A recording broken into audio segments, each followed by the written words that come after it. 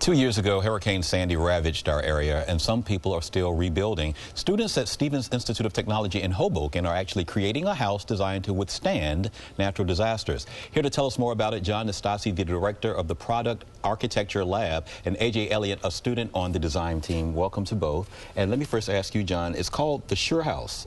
That's correct? Yes, it is. It's called the Sure House, with Sure being sustainable and resilient.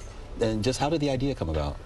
Well, as we know, Sandy hit 2 years ago. Right. In particular, it leveled the city of Hoboken. I mean, leveled the city. So the city was out of power for a week. It was underwater for many days. And at Stevens Institute, we wanted to respond in some way, in a positive way, to that storm. So we sat and we thought about designing a prototype, a house that would withstand this next storm, because we know these storms are going to come again. Right. So we put some faculty together and a team of students, and we've been working for the past year on developing a house that would be fully storm resilient.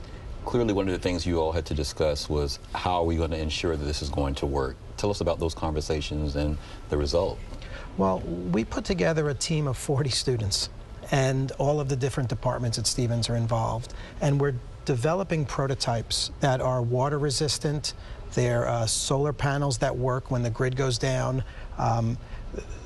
all kinds of things that we have to design, fabricate, and then test. So we're literally testing these things for the next year at Stevens to actually make sure that the things that we're proposing actually do work. AJ, when you found out you were being a part of this team, how did it impact you? So actually, I've been tracking to this team is going to be an exhibition home in a solar decathlon, which is a Department of Energy hosted competition. And I've been tracking to it for close to 5 years now. And Stevens was in the last competition, so I chose to be part of the team this time. So I've been in their grad program now since the beginning of this semester. Really excited to work on some solutions to have a lot of building systems up and running even after a storm comes through. Some of the challenges that have come up, you know, since you've been working so closely with the instructors, just some of the things that you all have run into that may not have gone as smoothly as it looked like it should have been on paper. Sure.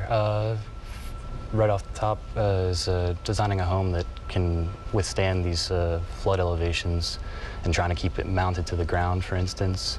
And then issues with trying to still provide power even after the grid goes down, because we all know after Hurricane Sandy, the communities were without power for several days. And were you in the area during this time, or? I was actually in Philadelphia working for an electric utility providing support to New Jersey. So when you see the images of and listening to what John described, I mean, Hoboken literally was underwater, you know, sure. as a number of other areas that were here, you know. But how did it impact you when you look at it and now you're working to try to help prevent this?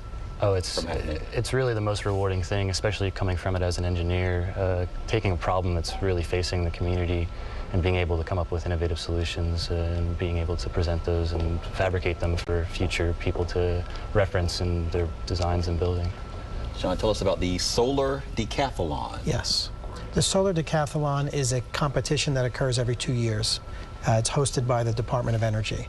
Stevens has been involved with this for the past 2 competitions. And what happens is 20 schools are selected from all over the world every 2 years, and they design a prototype, a zero-energy prototype. And this year, we will be in Irvine, California, 1 year from now, October of 2015. And our entry will be a house that not only is zero energy, but solves our local problem of coastal communities. So we're looking to exhibit a house that will be post-Sandy, and 100,000 people will visit this house when it's installed in California. You gonna be ready in that time, you think? You got 12 months. I think we have to be. It's not an option. John, let's talk about sustainable housing for the future. Your thoughts on that, you know, and can this truly be a reality? I think it is a reality, and I think the biggest challenge we face is not a technical challenge. I think it's more of a sociological challenge. I think we can solve sustainability. We've already produced 2 houses at Stevens that are zero energy. Okay. Can we convince the community, the home builders, the building departments, the code makers to adopt some of the things that we've been developing? That, I think, is the biggest challenge. And we're working very closely with mayors and building departments and people from FEMA to introduce them to the things that we're developing in hopes that they'll collaborate with us. And we don't want to antagonize policymakers. We want to more engage them. Let's hope that they're listening. They are, so far. John, nice to meet you. Thank you very much. AJ, Antoine, thanks for nice to your meet work you. on that project.